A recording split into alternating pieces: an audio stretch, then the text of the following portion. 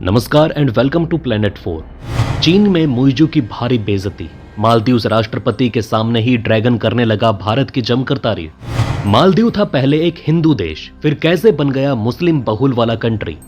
चीन जाने से पहले भारत आना चाहते थे मालदीव के राष्ट्रपति मोहम्मद मुइजू, लेकिन भारत ने मना कर दिया था।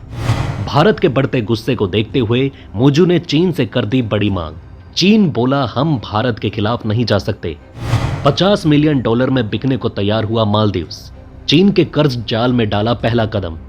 रिपोर्ट में हुआ खुलासा, ड्रग डीलर और आतंकी कट्टरपंथियों से पैसे लेकर चुनाव जीता है मुइजू। इसी कारण वो भारत को बना रहा निशाना। मालदीव के युवा नेता ने लगाए भारत माता की जय के नारे। पाकिस्तान से भी बड़ा आतंकी फैक्ट्री है मालदीव, सबूत देखकर हिल जाएंगे।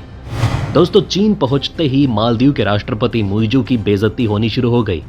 मुइजू को लगा था कि वो चीन पहुंचकर भारत को टारगेट कर पाएंगे। इंडिया आउट का नारा देकर उनका हौसला बुलंद था, लेकिन चीन ने उनकी सारी गर्मी उतारते हुए कहा कि हमसे दोस्ती का मतलब भारत से दुश्मनी नहीं है। चीन ने इशारों ही इशारों में मुइजू को समझा दिया कि भारत से पंगा लेना तुम्हारे लिए खतरा हो सकता है, इसलिए हिसाब से चलना। दोस्तों, एक रिपोर्ट में बताया जा रहा है कि मुइजू चीन से पहले भारत आना चाहते थे, लेकिन शायद भारत ने इनकार कर दिया। इस वजह से उन्होंने दोबारा भारत आने की कोशिश नहीं की। इसके बारे में विस्तार से जानेंगे कि आखिर रिपोर्ट में क्या कहा गया है। भारत के हिंदू राजाओं ने बसाया था मालदीव देश, तो आखिर अचानक वहां इतने मुस्लिम कहां से आ गए? सच्चाई जानकर चौंक जाएंगे। भारत के बढ़ते गुस्से को देखकर मुइजू ने जिनपिंग से कर दी बड़ी मांग। बोला, प्लीज बचा लो, भारत के लोग लगातार बायकॉट कर रहे हैं, हम बर्बाद हो सकते हैं। आइए जान लेते हैं सभी बातों को विस्तार से।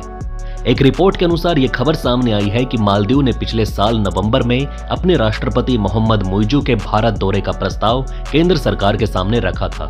हालांकि इसे लेकर आगे कोई प्रगति नहीं हुई।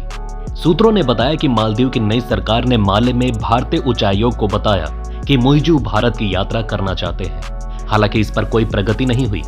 देखिए दोस्तों, एक तरफ वो इंडिया आउट का नारा लगाकर भारत को गाली दे रहा था, भारतीय सैनिकों को भाग जाने के लिए कह रहा था। वहीं दूसरी तरफ वो पीएम मोदी के साथ रात्रि भोज करना चाहता था। आखिर किसके दबाव में आकर वो भारत के खिलाफ बयान दे रहा था, आज उसका भी खुलासा करेंगे। चीन पहुंचकर मालदीव के राष्ट्रपति ने कहा कि चीन हमारे सबसे करीबी सहयोगी और विकास साझेदारों में से एक है। मुइजू के बयान से लगता है कि उसने अब चीन की मीठी गोली खा ली है और चीन के महत्वाकांक्षी BRI कर्ज के जाल में फंसने को तैयार हो रहा है। अपने संबोधन के दौरान मुइजू ने 2014 में चीन के राष्ट्रपति शी जिनपिंग की महत्वाकांक्षी BRI परियोजना की प्रशंसा की और कहा कि जिनपिंग ने मालदीव के इतिहास में देखी गई सबसे महत्वपूर्ण बुनियादी ढांचा परियोजना प्रदान की। BRI वही प्रोजेक्ट है जिसने कई देशों को कर्ज में डालकर उन्हें दिवालिया होने की कगार तक पहुंचा दिया। श्रीलंका और पाकिस्तान इसके बेहतरीन उदाहरण रहे हैं।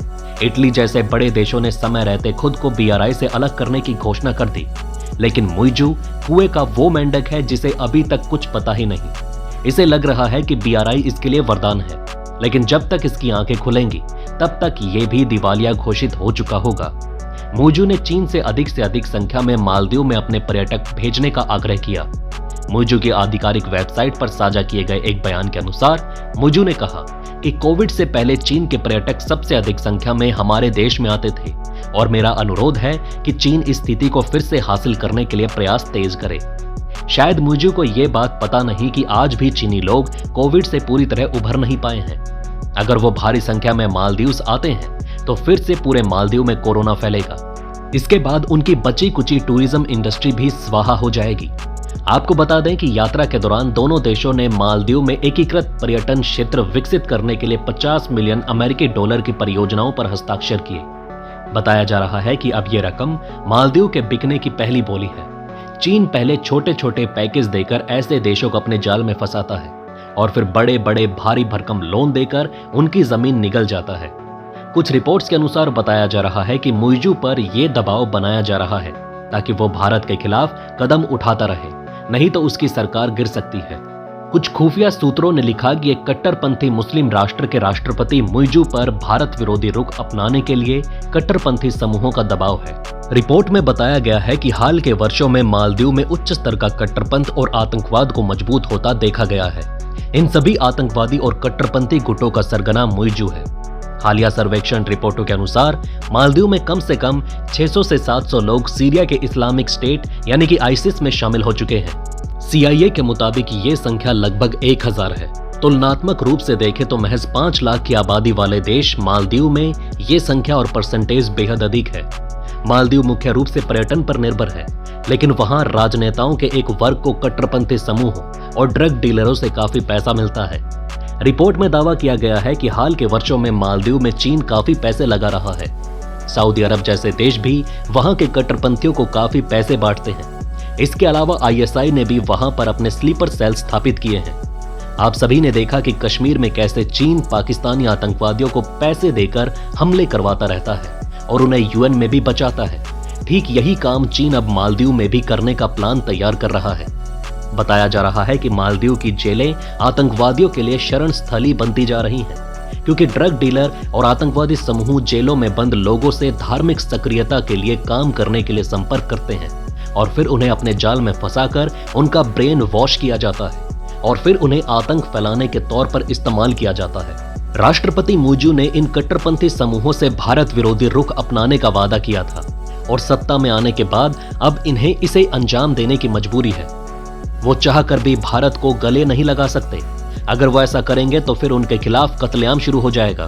मालदीव में कट्टरपंथ किस कदम हावी हो चुका है, इसकी बयानगी 2022 में हुई उस घटना से लगाया जा सकता है जब एक गुस्साई भीड़ ने सिर्फ एक योग कार्यक्रम को रोकने के लिए फुटबॉल स्टेडियम में पहुंचकर तबाही मचा दी थी। उनका मानना था कि इस्लाम में योग हराम है, हम लोग योग होने नहीं देंगे। हैरानी की बात तो यह है कि मालदीव वही देश है जहां पर कभी हिंदू राजाओं का शासन था। इसे बसाने वाले दक्षिण भारत के हिंदू राजा थे। कुछ स्रोतों के अनुसार एक हिंदू राजा ने मालदीव की स्थापना की थी। मालदीव के पहले निवासी संभवतः गुजराती थे, जो लगभग 500 ईसा पूर्व भारत से श्रीलंका और फिर मालदीव चले गए। ये लोग धैवी के नाम से जाने जाते थे और हिंदू और बौद्ध धर्म का पालन करते थे। तमिल चोल राजाओं ने भी कुछ समय तक मालदीव पर शासन किया। मालदीव का सबसे पहला लिखित इतिहास सिंघली लोगों के आगमन से शुरू होता है, जो निर्वासित मगध राजकुमार विजया के वंशज थे। रिपोर्ट के मुताबिक अरब के मुस्लिम व्यापारियों के आगमन के बाद मालदीव में पहली बार 1153 ईसा में इस्लाम धर्म का आगमन हुआ। मुस्लिम व्यापारियों के प्रभाव में आकर यहाँ के राजा और जनता ने इस्लाम धर्म स्वीकारना शुरू कर दिया और धीरे धीरे ये देश एक मुस्लिम राष्ट्र में बदल गया। इसी बीच मालदीव के युवा सांसद मिकेल नसीम खुलकर PM मोदी का समर्थन कर रहे हैं। उन्होंने संसद का विशेष सत्र बुलाने की मांग की। मिकेल ने कहा कि हमारा विदेश मंत्रालय इस मुद्दे पर एक्टिव नहीं रहा, जिस वजह से मामला इतना बढ़ चुका है और अब इसका नुकसान पूरे देश को उठाना पड़ेगा। मिकेल मालदीव के युवा सांसद हैं और वो काफी एक्टिव भी रहते हैं। बताया जा रहा है कि वो भारत के बहुत बड़े फैन हैं। धन्यवाद। जय हिंद।